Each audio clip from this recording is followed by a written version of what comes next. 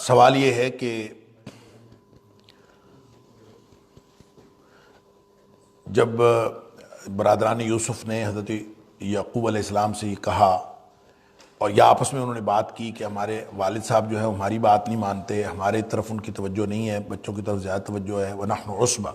إِنَّ آبَانَا لَفِي ضَلَالٍ مُبِينٍ، ہمارے والد صاحب ضرور جو ہے وہ کھلی غلطی پر ہے۔ یہاں ترجمہ کرتے وقت میں نے کہا تھا کہ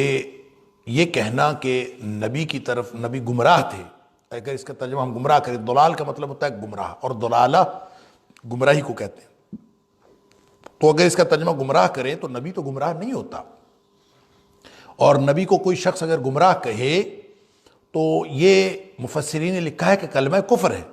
اور اگر یہ 10 بھائی جو ہیں آپس میں جو بات کر رہے تھے، اگر وہ ان معنوں میں اپنے والد یعنی یعقوب علیہ السلام کو یہ کہتے کہ وہ کھلی گمراہی میں ہے، تو اس کا مطلب ہوتا کہ وہ تو انہوں نے کلمہ کفر کہا ہے اور کافر ہو جاتے۔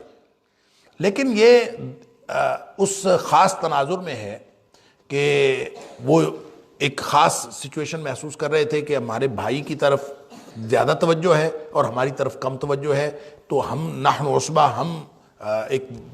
باقاعدہ ایک گروہ ہیں، طاقتور لوگ ہیں، تو ہماری طرف توجہ نہیں ہے، تو یہ ان کی کھلی غلطی ہے کہ یہ ان کو نقصان دے گی کہ طاقتور گروپ کو اپنے ساتھ رکھنا چاہیے، نہ کہ کمزور بچوں کو، یعنی یہ اس خاص تناظر میں بات تھی۔ تو اس معاملے کو، اسی مفہوم کو لے کر ہمارے پروفیسر صاحب کا خیال یہ ہے کہ پھر اس کا ترجمہ بھی متعین کر لیا جائے کہ جو اللہ تعالیٰ نے فرمایا وَوَجَدَكَ سورہ ضحیٰ کے اندر وَوَجَدَكَ ضَالًّا فَہَدَىٰ، نبی اکرم صلی اللہ علیہ وسلم کو فرمایا کہ ہم نے تمہیں ضالًا پایا اور تجھے ہدایت دے دی۔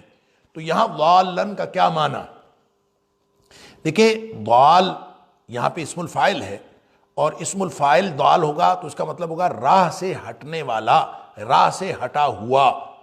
یہ جو ہم لفظ گمراہ کہتے ہیں، تو ہم جب یہ اس کا جو ظاہری شکل و صورت ہے لفظ گمراہ کی، وہ بڑی خوفناک ہے۔ تو اس کو اگر اس کا بھی تجزیہ کریں تو گمراہ وہ ہوتا ہے جس کی راہ گم ہو گئی ہو، جس کی راہ گم ہو گئی ہو وہ گمراہ ہوتا ہے۔ تو ہدا جو نبی پاک صلی اللہ علیہ وسلم کے بارے میں اللہ تعالیٰ نے فرمایا کہ آپ کو ہم نے عائلن پایا تو اغنا کر دیا، آپ کو ضالن پایا تو ہدا کر دیا۔ تو اس کا مطلب ہے ہدا کی متبادل کوئی صورت ہے، متضاد صورت ہے، جس کو اللہ کریم نے ضالن کہا ہے۔ تو یہ کہنا کہ نبی گمراہ ہے، یہ تو کسی صورت نہیں کہا جا سکتا۔ البتہ یہ کہنا کہ ان کو راہ کی واقفیت نہیں تھی، وہ راہ سے ہٹے ہوئے تھے، اس کا مطلب یہ نہیں ہے کہ راہ موجود تھی اور وہ اس سے ہٹے ہوئے تھے، بلکہ وہ راہ کو ڈھونڈ رہے تھے، راہ پر نہیں تھے لیکن راہ پر آنا چاہ رہے تھے۔ اور جو گویا اس کا ترجمہ ہم کہیں گے کہ وہ راہ پر نہیں تھے تو ہم نے ان کو راہ دے دی۔ ضالن ووجدک ضالن، نبی کریم صلی اللہ علیہ وسلم راہ پر نہیں تھے، ان کو راہ دے دی۔ اور راہ پر جو نہیں تھا اس کو آپ ترجمہ کرتے وقت گمراہ اگر کہیں گے ان معنوں میں راہ سے ہٹا ہوا، تو یہ تو کلمہ کفر ہے جو کسی نبی کے بارے میں نہیں بولا جا سکتا، جیسے کہ میں نے وہاں میں کہا۔ لیکن نبی اکرم صلی اللہ علیہ وسلم کو اللہ تعالیٰ نے ہدایت دی، پہلے آپ نبی نہیں تھے، پھر اللہ نے نبوت عطا فرما دی پہلے، اور اللہ تعالیٰ قرآن میں فرماتا ہے کہ ما کنت تدری مل کتاب ولا الایمان، آپ کو تو کچھ نہیں پتا تھا کتاب کیا ہوتی ہے اور ایمان کیا ہوتا ہے، اللہ نے کتاب دے دی، اللہ تعالیٰ ایمان دے دیا۔ تو یہ کہنا کہ نبی کریم صلی اللہ علیہ وسلم کو اللہ نے ایمان دیا، یہ اس بات کا تقاضا نہیں کرتا کہ آپ کہیں کہ اس سے پہلے نعوذ باللہ من ذالک ثم نعوذ باللہ من ذالک نبی پاک صلی اللہ علیہ وسلم بے ایمان تھے، نعوذ باللہ من ذالک، یہ تو نہیں کہا جا سکتا۔ لہٰذا کیفیت تو اس کے متضاد ہی ہے، البتہ ترجمہ کرتے وقت آپ اس کے وہ الفاظ کا انتخاب کریں گے، اردو میں ان الفاظ کا چناؤ کریں گے جو نبی اکرم صلی اللہ علیہ وسلم کے لائق شان ہوں۔ البتہ کیفیت یہی ہے کہ وہ راہ، وہ راستہ جس پر جانا چاہیے تھا، نبی کریم صلی اللہ علیہ وسلم اس راستے پر نہیں تھے، اللہ نے وہ راہ دکھائی۔ نبی پاک صلی اللہ علیہ وسلم جو ہے وہ تنگ دست تھے، اللہ نے ان کو غنی کیا۔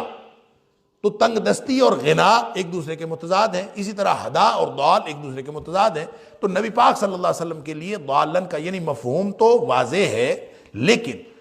اس کا ترجمہ کرتے وقت الفاظ کا چناؤ بہت احتیاط سے کرنا چاہیے۔ اس کا معنی صرف یہی ہے کہ نبی اکرم صلی اللہ علیہ وسلم ایک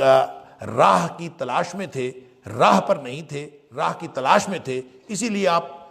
غار حرا میں جا کے بیٹھتے رہے، اسی لیے آپ اللہ تعالیٰ کے بارے میں اور